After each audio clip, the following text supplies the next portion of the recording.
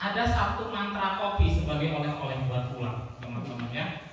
Mantra kopi ini adalah kebiasaan suku atau kebiasaan kami orang Gayo yang dilakukan pada zaman dulu dan mungkin juga masih dilakukan oleh teman-teman petani di waktu yang sekarang. Ketika saya juga ingin menyampaikan betapa pengorbanan Siti Keul.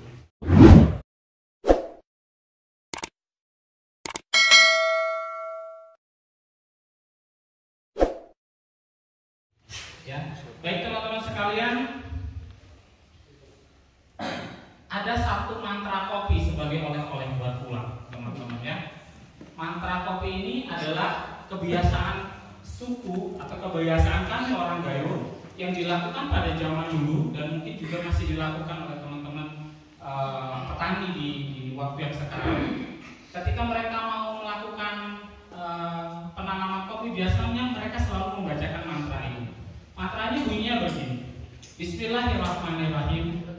O Siti Keul, kunikahkan ko orung kuyu. Wai ken saksimu, matang lo ken saksi kalamu. Artinya kurang lebih bahwa dengan menyebut nama Allah yang Maha Pengasih dan Maha Penyayang, aku nikahkan kamu Siti Keul dengan angin, tanah sebagai saksimu, dan matahari sebagai saksi kalamu.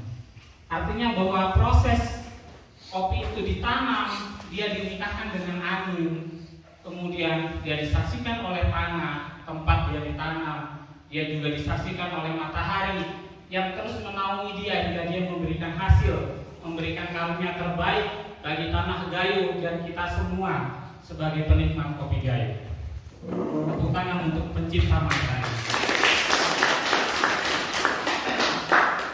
Dan atas perjuangan yang mereka lakukan, hari ini kita semua bisa menikmati kopi terbaik di dunia ini.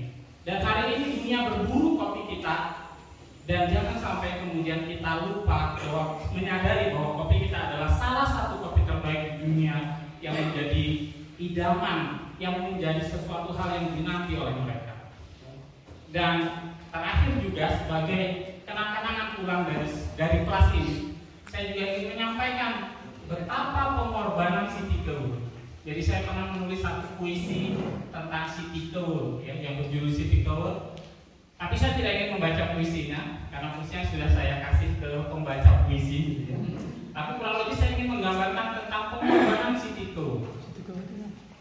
Siti Keul itu adalah seorang perempuan cantik, seorang perempuan yang sangat cantik.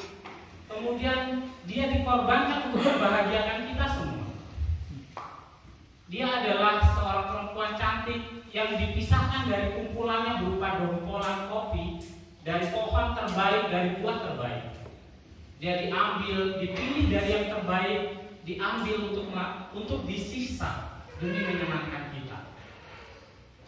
Buah kopi yang bernama Siti Keul ini kemudian dikupas setelah dia dipisahkan dari keluarganya, dia dikupas, dikuliti dengan cara dipalping.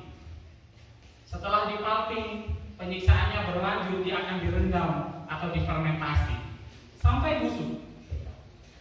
Sehingga besok pagi penyiksaannya akan berlanjut lagi, dia akan dicuci dengan air dingin karena nggak pernah ada orang cuci pakai air panas.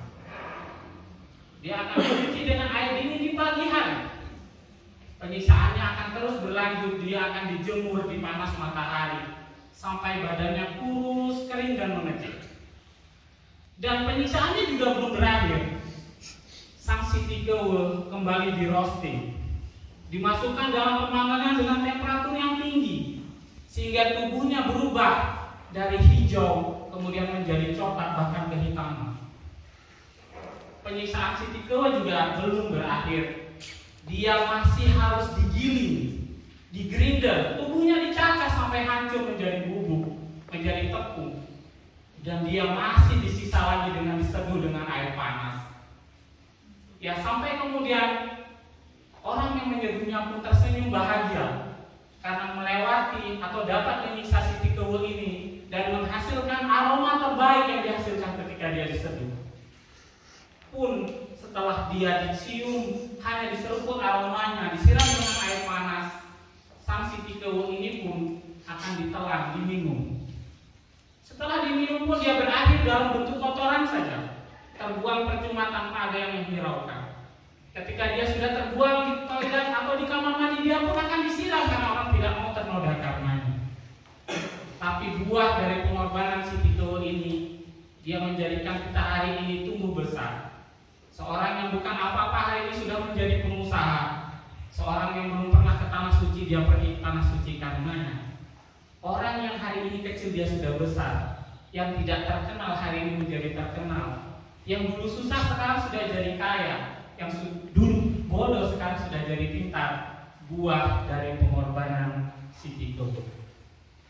Hari ini kita hadir di sini, bagian dari cara kita menghormati, menghargai, dan menjunjung tinggi pengorbanan sang si Tito.